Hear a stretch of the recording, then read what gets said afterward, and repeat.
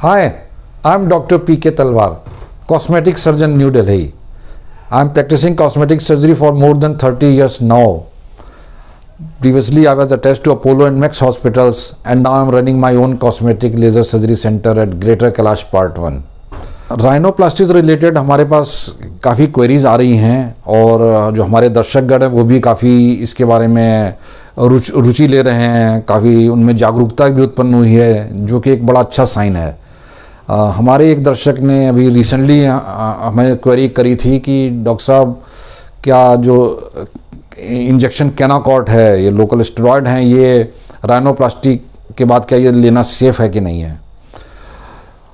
मैं आपको एक चीज़ बड़ी साफ बताना चाहूँगा कि कोई भी स्टेरॉयड है या कोई भी इंजेक्शन लेना है तो वो आपको मेडिकल सुपरविज़न में लेना है और डॉक्टर के ही द्वारा लेना है जिसने आपकी सर्जरी करी है। सबसे पहली चीज़ आपको समझ लेना चाहिए, आपने कहीं और जाके नहीं लेना है। अब ये कैनाकॉर्ड ये जो इंजेक्शन है या स्टेरॉयड है क्यों दिया जाता है?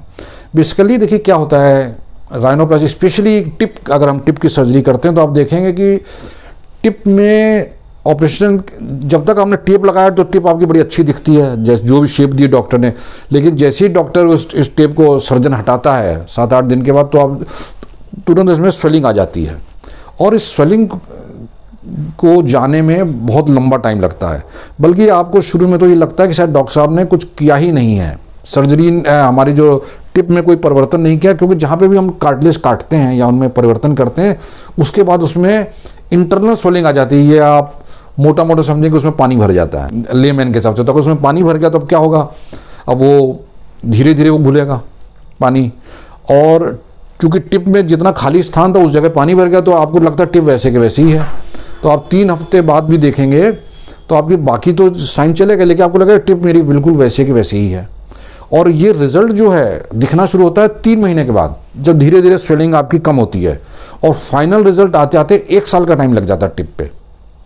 तो नेजल टिप का रिजल्ट जो है सबसे आपको आखिर में दिखता है और काफ़ी लंबे समय के बाद दिखता है। इसलिए अगर आपको टिप की सर्जरी करानी है तो प्लानिंग कर रहे हैं, शादी है, कुछ है, तो आपको 1 साल पहले ही इसके बारे में सोच लेना चाहिए। ये तो हो गई एक बात। तो अब स्टेरॉयड क्यों दिया जाता है? कई डॉक्टर्स स्टेरॉयड देना पसंद करते हैं, कई नहीं भी करते हैं। ये हर डॉक्टर की अपनी एक व्यक्तिगत चॉइस होती है। तो कई डॉक्टर जो इसमें स्टेरॉयड लगा देते हैं, वो उससे क्या होता है कि उनके अनुसार सूजन जो है वो जल्दी कम हो जाती है, सूजन में आसानी हो जाती है, और जो फाइब्रोसिस हो रहा है, जो हीलिंग प्रोसेस होती है, जो फाइब्रोसिस होता है, फाइब्रोसिस भी कम होता है, जिसके कारण उनको ये लगता है कि जो श्रिंकेज होगी या कुछ डिफॉर्मिटी अगर आ सकती है तो वो मिनिमम होगी, बहुत ही कम होगी। तो ये एक व्यक्तिगत चॉइस है। कई डॉक्टर इसको ऑपरेशन के टाइम ही स्टेरॉयड लगा देते हैं, कई हैं इसको 2 या 3 बार में लगाते हैं ऑपरेशन के टाइम में, फिर बुला के लगाते हैं पेशेंट में। तो ये हर डॉक्टर की अपनी अलग अलग चॉइस है, जो लगाते भी हैं और नहीं भी लगाते हैं। तो मुझे लगता है कि आप अपने कॉस्मेटिक सर्जन की राय पे ही चलें। अगर वो इसको लगा रहे हैं तो आपको कोई हानि नहीं होगी। वो इसलिए नहीं होगी क्योंकि उनको पता है किस डोज में लगाना है, किस प्लेन में लगाना है और किस तरह से लगाना है। तो आप अपने मन में इस बात को न लाएं कि ये सेफ़ है कि नहीं है, ये आपके सर्जन को डिसाइड करने दीजिए, क्योंकि अल्टीमेटली जो होता है मॉरल ड्यूटी आपके सर्जन की होती है कि वो आपको अच्छा रिजल्ट दे, और वो कोशिश भी करता है।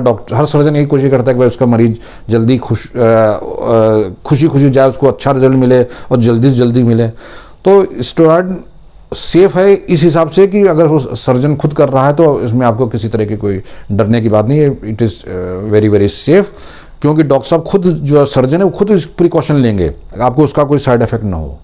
तो अगर आपको अपने सर्जन पे पूरा भरोसा है तो आपको इसकी चिंता करने की कोई ज़रूरत नहीं है। मेरे हिसाब से फिर वो बिल्कुल सुरक्षित रहेगा, क्योंकि वो कोई क्वालिफाइड एमसीएस डिग्री वाला प्लास्टिक सर्जन ही आपको कर रहा है, तो वो अपने हिसाब से पूरी आपके वो देखभाल करेगा। कोई कॉम्प्लिकेशन है तो उसको पहले ही पता चल जाएगा, उसको भी मैनेज कर लेगा। तो आप निश्चिंत होकर अपने सर्जन के पास जाइए और उसी पे छोड़ दीजिए, कॉस्मेटिक सर्जन के ऊपर ही, कि भाई उसने स्टेरॉयड आपके राइनोप्लास्टी के टाइम उसको स्टेरॉयड देना है कि नहीं देना है। तो मुझे उम्मीद है कि मैंने ब्रॉडली आपको जो बताया है इससे आपके डाउट्स काफ़ी हद तक क्लियर हो चुके होंगे। और इसके अलावा भी अगर आपके मन में कोई शंका है और आप उसका समाधान चाहते हैं तो आपका स्वागत है। आप हमारी टीम से संपर्क करें, हमें बड़ी खुशी होगी आपके किसी प्रश्न का उत्तर देने में। और अगर आपको वीडियो पसंद आया तो कृपया से लाइक और सब्सक्राइब करना ना भूलें। Thank you very much.